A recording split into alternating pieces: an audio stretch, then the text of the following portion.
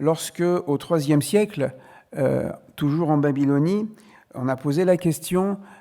quelle était la place de la loi d'un État, lorsqu'il s'agit bien sûr d'un État de droit, pas d'une dictature. Eh bien, la formule qui a été énoncée en araméen par un certain maître qui s'appelait Samuel s'exprime de la manière suivante: Dina de Malchuta Dina, la loi du pays est la loi. C'est à partir de ces principes que je viens d'énoncer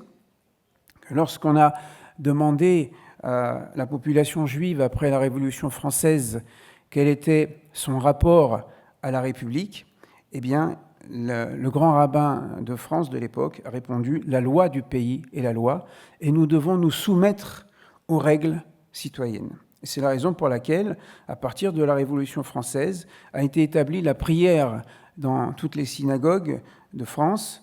le jour du sabbat, le jour du Shabbat, le samedi, au moment de la sortie de la Torah, nous prions pour la République française et pour le peuple français,